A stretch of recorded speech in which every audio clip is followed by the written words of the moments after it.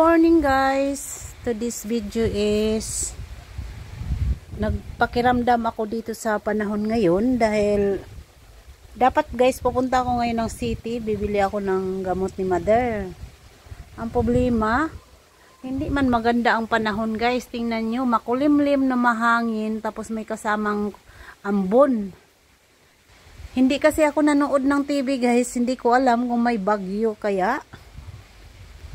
Yun ang tanong ko kasi kagabi hindi ako nanood dahil nag-cellphone lang ako, nag-edit ako ng mga video ko kaya hindi ko alam.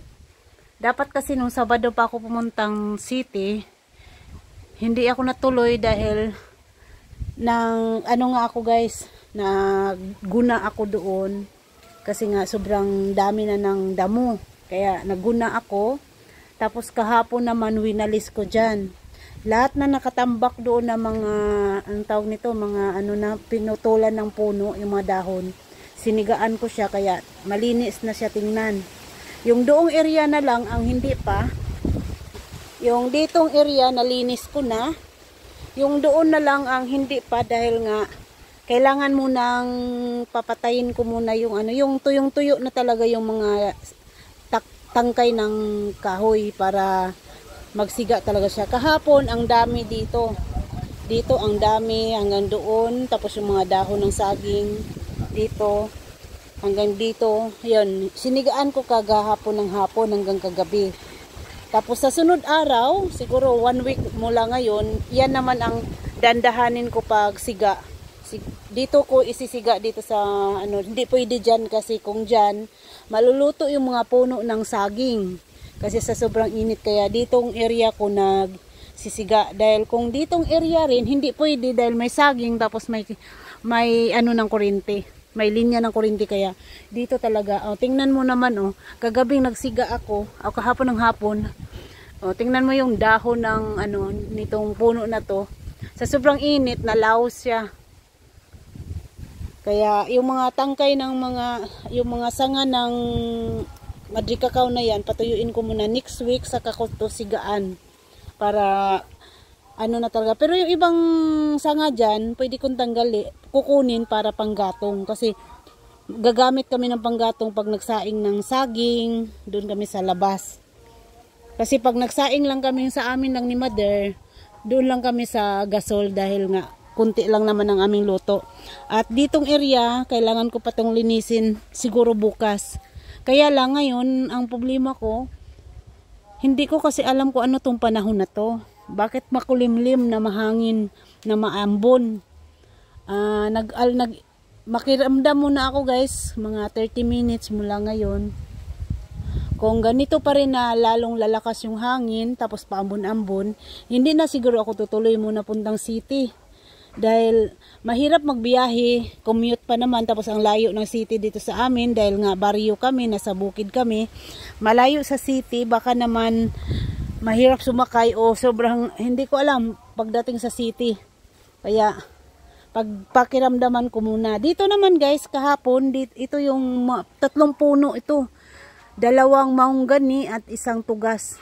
Nagbayad si Lydia ng magputol para tanggalin yung mga dahon kasi nga pag may bagyo nakakatakot pag maraming dahon, posibilidad kasing matumba siya tapos matumbahan yung bahay, mahirap. Kaya ginawa ni Lydia kahapon ng umaga, nagbayad siya ng magputol. Kaya tingnan mo yung mga na yan, mga kahoy na yan, 3 puno yan, wala nang dahon. Pero hindi naman siya mamamatay guys, tutubo pa rin yung dahon dyan. Bali, tinanggal lang lahat na tangkay o sanga ng kahoy.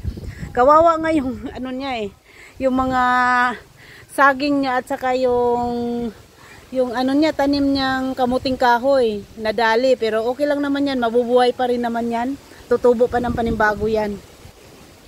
Ito namang ditong area kay mother to na saging. Yung giblog ko nung nakaraan na latundan na nahinugan dito na puno to. Ngayon, sa saging ni mother, wala pang isa pa lang ang latundan na namuso. Nandun banda dun sa harap.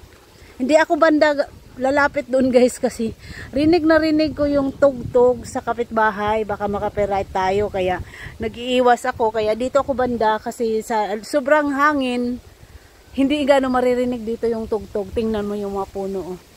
Sobrang lakas talaga ng hangin dito sa amin guys. Hindi ko alam.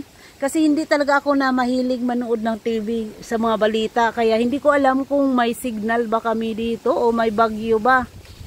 Yan oh.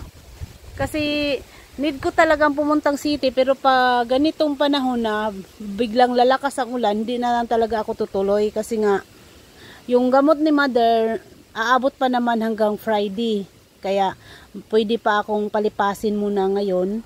Pero kung may magsabi na talagang may parating na bagyo, baka pupunta na lang talaga ako ngayon. Dahil kung mamaya may parating na bagyo, lalo magka-problema pag sunod araw. Kaya bahala na. Pakiramdaman ko muna mga 30 minutes. Saka ako magbihis. Kasi nakaready na ako. Bihis na lang ang kulang. Yan. Mahirap kasi pag nasa bukid ka guys. Tapos ako hindi talaga ako mahilig makinig ng balita. Kaya wala akong alam. Yan dito tayo sa harapan. Itong area na to maganda na dito. Malinis na. Doon na lang sa kabila. Yan o. Lakas talaga ng hangin guys. Grabe. Dito sa kabila guys. Hindi ko pa ito nawalisan. Mamaya pag uwi ko.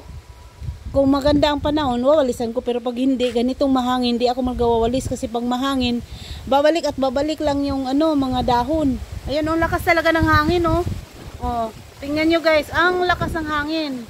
Eh, hindi ko alam kung ano ba, may bagyo ba? O may parating na bagyo. Hindi ko maalam talaga. Yan. Kasi nga, hindi nga talaga mahilig manood ng palabas o bang balita. Kaya yun, tuloy hindi alam kung may bagyo. Comment na kayo guys kung may bagyo bang parating. Kasi wala akong alam.